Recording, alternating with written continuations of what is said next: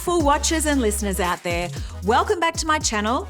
I'm Lark, and in today's video, we're going to talk about ISRC codes and how they work. If you're a musician or a content creator, you need to understand what ISRC codes are and how to get them and how to use them. Today's fast class will explain everything you need to know about ISRC codes so that you can make sure that your music is distributed and tracked correctly. So firstly, let's define what ISRC codes are. So it's very complicated, I can barely even say the word. ISRC codes, or ISRC, stands for International Standard Recording Code. So what is that, I hear you ask? An ISRC is a unique identifier assigned to a sound or video recording to track its usage across different platforms or media, like Spotify, Apple Music, YouTube, radio stations, in-store music, pretty much everything. Think of it like a fingerprint or a barcode for a song. It's an internationally recognized code that identifies individual recordings and music videos. If you want to pull an ISRC code apart, it's got 12 characters, alpha and numerical, so numbers and letters. The 12 characters are broken down into 4 parts. The first 2 characters are the country code. Fun fact, did you know that so many songs were registered for ISRC codes in America that back in 2010, they ran out of numbers to attach to the US country code? So the US now has got a few different country codes to handle that overflow. The next 3 characters identify the registrant of the code, also known as the ISRC issuer, also known as the person who created the code. This will be your digital distributor if they created the code for you, or you can apply to your country's ISRC agency to register for your own registrant or issuer code, which you can then use for all your future recordings. This issuer code alone doesn't identify you because different countries might issue that same set of numbers to different artists. But when the country code and the issuer code are issued together as part of the ISRC chain of characters, this identifies the registrant and issuer. The next 2 characters represent the last 2 digits of the year that the ISRC code was assigned to the recording.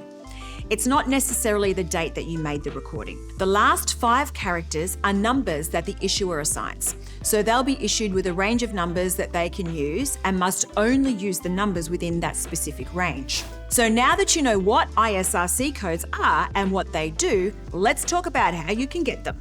There are various ways to get an ISRC code, but the most common way to access them is through a digital distributor. Most digital distributors provide ISRC codes for free for their clients. If you're not using a digital distributor and you've registered with your country's ISRC code agency, you can just create your own ISRC codes. I personally prefer to generate my own ISRC codes so that I know my songs are tracked straight back to me and don't have to go through a middleman, which will take a bit longer for my royalties to find their way home. Did you know that you can have multiple ISRC codes attached to one song if you've got different versions of that song? For example, a remix, such as my latest #1 worldwide smash hit chart-busting single, I'm With You, out now.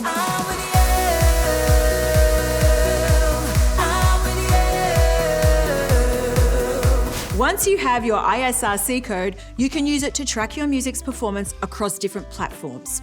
Your digital distributor will use your ISRC code to monitor your royalties from streaming services such as Spotify or YouTube, and your country's Performing and Mechanical Rights Association will receive reports from radio stations and other platforms to track your music's performance. By using ISRC codes, you can keep track of how many plays your music has had and how much you should be earning in royalties. Think of it like a tracker for your royalties. It helps them find their way home to you. Lastly, let's talk about the benefits of using ISRC codes. Your ISRC codes are used by your digital distributor and your country's Performing Arts and Mechanical Rights Associations to get you paid.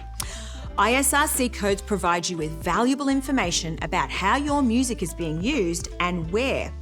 So by using ISRC codes, you can make sure that your music's properly identified, tracked, and credited.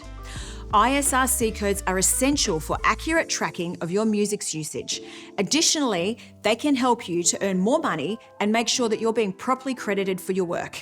So that's everything you need to know about ISRC codes. They are crucial for the tracking and identification of music recordings and videos.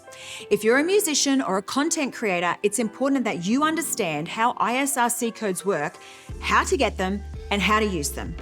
Don't forget to apply for your ISRC codes and start tracking your music today. Coming up, I'll talk about how you can embed ISRC codes into your recordings to protect them even more. So make sure you subscribe so you don't miss out on that one. Thanks for watching and see you in the next fast class.